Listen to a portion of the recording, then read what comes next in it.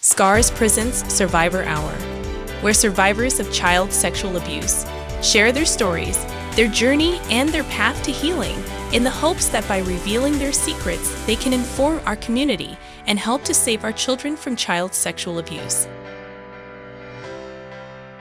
Welcome back, everyone.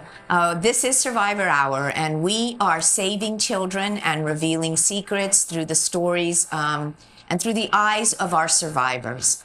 Our next survivor is, I consider you a friend. Yes. I really do. This is Mickey Parfit, Yeah. and I just want to say welcome, Mickey. Thank you. Thank you so much.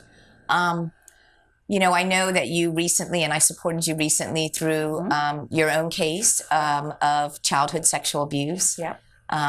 As an adult, you had the power and the courage and the bravery to make that report. Yeah. What was the catalyst for that? For me, it was the anger. Mm. I endured a 13-year drug addiction directly after my child sexual abuse, which stemmed from 11 till I was 17 years old. And I ran away from home. I had my first kid by 18. By that point, everything was just a crazy mess. And I had this 13-year drug addiction. And about 5 years into my recovery, I started noticing like how angry I was. Like I was shouting all the time. And I mean like shouting to the top of my lungs. I mean crazy things like my house wasn't perfectly clean. Like I was so obsessed on cleaning, keeping my house clean, you know? And I heard my neighbor go across my bathroom window one morning, and she says, "Why does she always have to scream first thing in the mornings?" And I was like, wow. And my mom used to do that my entire childhood. She was very aggressive. She was a breadwinner. You know, she was almost like a single mom the entire time, you know, but she had a lot of stress on her head. So that was something, a learned behavior that I had from my childhood, you know. So hearing my neighbor say that as she walked across my bathroom window, I was like, wow, I'm doing the same exact thing to my family that my mom had done to me, you know. So I started counseling again. Talking about my abuse, because my counseling in the beginning wasn't talking about my abuse. It was talking about my addiction. And running straight into a 13-year drug addiction to being a full-time mother right away, you know, that was a huge transition for me.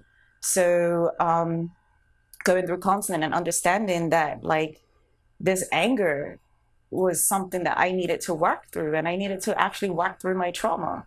So I went and made a police report. I had been in bed, I was depressed, I was angry. Like sometimes I would just lay on the couch for hours and not have the TV on. My mind is just going, you know what I mean? And I just couldn't do it anymore, you know? And I made my statement to the police about 5 years ago now. It was 5 years ago that I made my statement. And it was a process, you know, it was a process, but that was the start of me actually speaking up and talking about my sexual abuse, even with my family, finally starting to have those conversations and saying like, hey, this is what happened to me. There wasn't just the addiction, because that's all that people saw. Right. People just saw this, excuse me, quote unquote crackhead, you know what I mean? Because that's what I was referred to as. Right. Nobody considered, like, nobody ever asked me like, why? What's wrong with you? You know what I mean? So that was the reason, was just the anger. Wow. You know, and I still struggle with that anger today. I protected my abuser until 5 years ago. Wow. Yeah. Wow. That's a huge burden. Somewhere when I ran away, because I did run away on my 17th birthday, one of my abusees, is that what someone that my abuser was also abusing came to my house. Oh, wow. Another survivor. On my 17th birthday. And she asked me, she was like, is this man touching you? And I was like, yeah. And she's like, what do you want to do with your life? And I was like, he will take care of me. You know, because somewhere in between 11 and 17, it transitioned from being my abuser to almost being my 30-year-old boyfriend, which was what I was labeled as. Wow. You know what I mean? So, lost my Yeah. Yeah. About why you didn't tell, you know, right. why. And so yeah, I protected him. Somewhere in between, after I left my mom's house, I did go back and I told her. But by that time, I was just so angry. I didn't care what people had to say to me. You know, I had finally gotten away from my house, and yeah, I just Wow. yeah. I mean, these behaviors are what we talk about all the time in our training. You know, what we've heard is, you know, anger, you know, runaway behavior. We talk about that in our trainings. We talk about depression. We talk about drug addiction. Yeah, and mean- a lot of these behaviors kind of allow you to protect the pain and the impact of the abuse. Well, that's what it really was. I mean, now as an adult, I understand why my coping choice was drugs. Right. You know what I mean? I numbed myself for 13 years. So that's why it literally took 5 years after I stopped doing drugs for those emotions to start showing up, because I was just focused on trying to be the best mom that I could be. You know, and you were it's just surviving, crazy. right? Yeah, Just surviving. exactly. And it's just crazy how that creeped up on me, you know, and in my adult life, and it really threw me back, you know. Yeah, and one of the things that we've talked about here recently is, you know, how you've seen it impact your adult relationships, or even after 17, what you've seen within your relationships in terms of what lingered. You know, hypersensitivity to certain emotions, feelings, rejection, Abandonment. Yeah. I suffer big time from abandonment, and all these years, I couldn't tell you, for years I've been searching for what is it that I'm feeling inside, from counselor to counselor and nobody could tell me until I came across this one counselor who, you know, has a, you know, similar background to mine, and she just, you know, she was like, you're suffering from abandonment.